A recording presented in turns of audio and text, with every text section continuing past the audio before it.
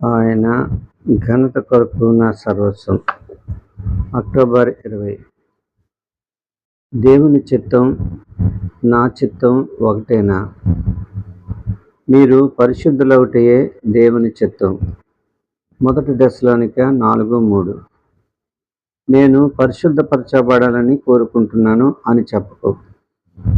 కోరుకోవడం ఆపి పరిశుద్ధపరచబడాలనే అవసరతను గుర్తించు. ఈ అవసరతను కార్యరూపంలో పెట్టు. సంశయాలు, శంకలు వీడి అప్రతిహతమైన విశ్వాసంతో యేసును అంగీకరించినప్పుడు మాత్రమే నీవు పరిశుద్ధుడు కాగలవు. అప్పుడు మాత్రమే క్రీస్తు బలియాగం నీ జీవితంలో వాస్తవమవుతుంది. ఆయన మనకు నీతియు పరిశుద్ధతయు విమోచనమునాయను అని 1 కొరింథీ 1:31 సెలవిస్తుంది. యేసు పరిశుద్ధత నీ దేహంలో వ్యక్తమవుతున్నదా? ఇందుకు నీవు సిద్ధంగా ఉన్నావా? క్రీస్తు బలియాగం ద్వారా సాధ్యమైనవన్నీ నీ జీవితంలో వాస్తవం చేస్తున్నావా? ఇందుకు ఆయనకు అనుమతినిస్తున్నావా? నీ మనసు, నీ హృదయము పరిశుద్ధతను కోరుకుంటున్నాయా?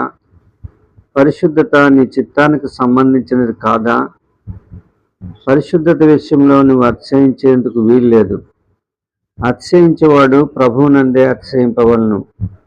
1 కొరింథీ 1:31. రక్షించబడి పరిశుద్ధపరచబడిన నీలో దీనత్వం ఉండాలి. ఎందుకంటే క్రీస్తు బలియాగము నీకు అనుగ్రహించిన ప్రేమ కానుక విమోచన మరియు విమోచన ద్వారా సిద్ధించిన పరిశుద్ధత.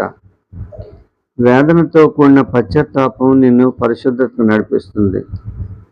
నీలో పాపం గురించి కలిగిన అవమాన భారము నిన్ను విమోచనకు నడిపిస్తుంది.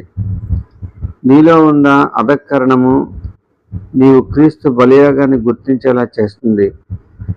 క్రీస్తు మన రక్షణ కొరకు, మన పరిశుద్ధత కొరకు తాను చేయవలసిన కార్యాన్ని పూర్తిగా చేసి తన తండ్రి చిత్తాన్ని నెరవేర్చాడు. ఎట్లనగా మనమింకను పాపులమై ఉండగానే క్రీస్తు మన కొరకు చనిపోయాను. రోమా 5:8.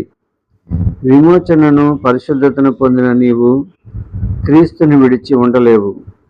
మన ప్రభువైన క్రీస్తు యేసునందలి దేవుని ప్రేమ నుండి మనలను ఎడబాప నేరవని రోమా 8:38-39